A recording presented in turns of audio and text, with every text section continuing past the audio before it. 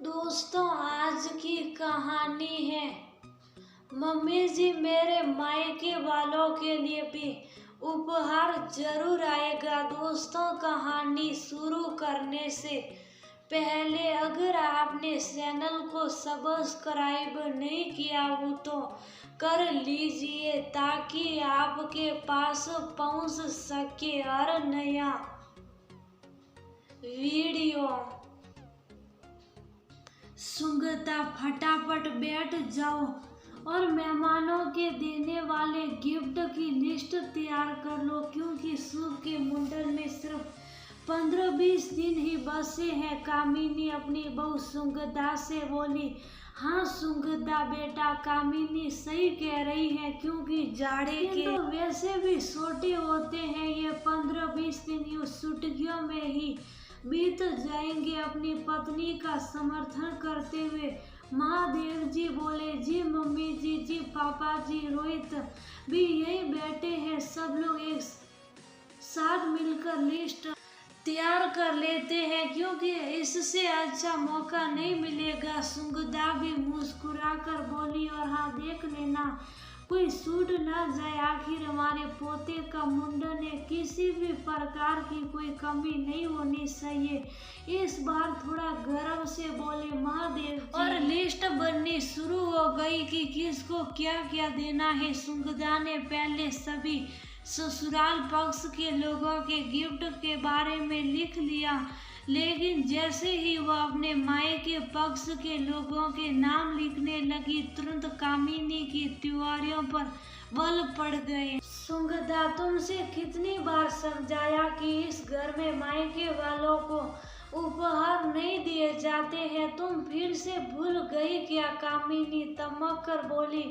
Mummy जी, बिल्कुल भी नहीं भूली हो, क्योंकि आपने मोहित भैया जी और गौरी दीदी दोनों की ही शादी में मेरे मायके वालों, यहाँ तक कि मेरी भाभी और बहनों को कुछ भी देने से साफ मना कर दिया था।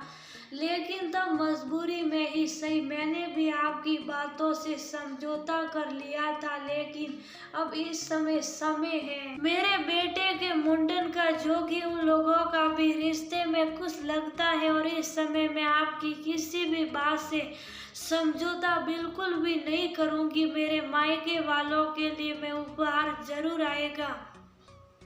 सुंगदा शांत लेकिन दृढ़ संकल्प शब्दों में बोली। आजकल की बहुओं का तो वंश चले तो सब कुछ मायके वालों के ऊपर ही लुटाने को दे दो।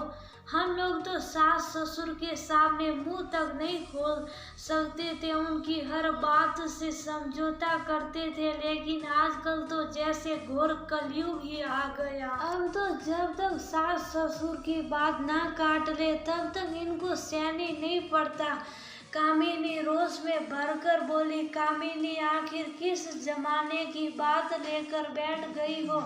और याद करो, अम्मा बाबू की बातों से तो समझौता कर लेती थी तुम, लेकिन बंद कमरे में कितना झगड़ती थी मुझसे। मैं अभी इतना बुढ़ा नहीं हुआ जो कुछ भूल गया हूँ। मैंने तो बहुत सहा है तुम्हारी बातों को। सुंगदा बहू बिल्कुल सही कह रही है, उसके मायके वालों के लिए भी सबके बराबर से ही उपहार आएंगे, उसमें बिल्कुल भी कोताही नहीं बरतनी है।